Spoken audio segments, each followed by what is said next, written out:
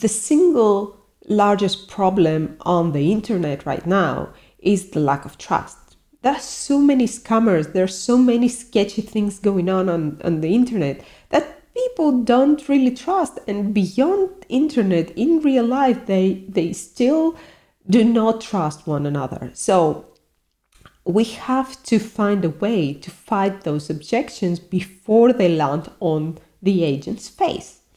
And if you're an individual, professional real estate agent, then it's even more crucial to select a specific audience to serve rather than serve everybody ineffectively.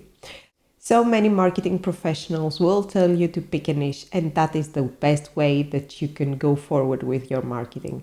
And they're actually very right, because picking a niche will help you improve the quality of your services as well as your marketing message.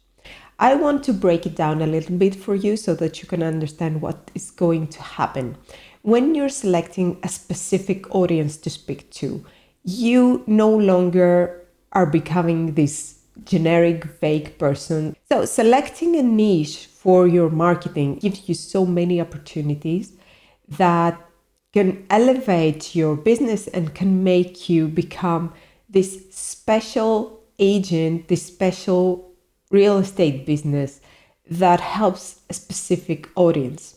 And what that will do, it will actually save you so much energy, time, and focus from spreading across the whole possibilities of real estate. Because real estate is very, very large.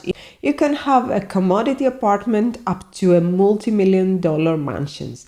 And the truth is that you cannot speak the same way, in the same style, behave the same when you're dealing with a person who's struggling to pick up every penny they have to buy an apartment. And on the other hand, on the other edge, we have the multi-million-dollar person who has like 100 properties, and the reason they are buying is totally different.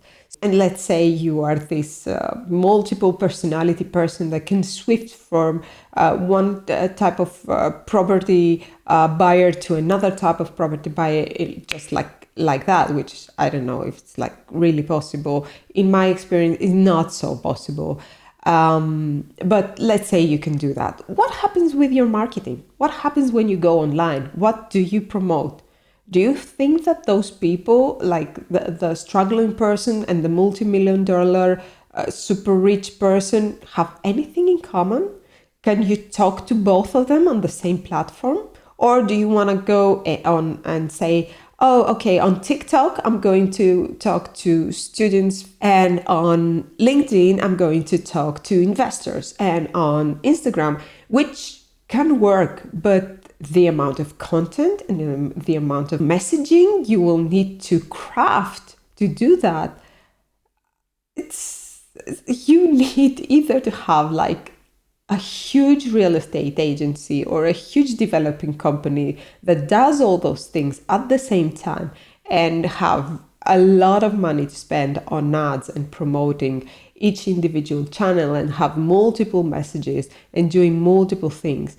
While on the other hand, you can just pick a niche and be very specific, because if you don't do one or the other, you will end up being vague, boring, and honestly so generic that nobody will ever pay attention to you. And that's the honest truth. You know it from yourself. If you see something that's so generic, it's usually no matter how much you advertise on that, it's going to be boring, because what can you say? Hey, I have properties for sale, right?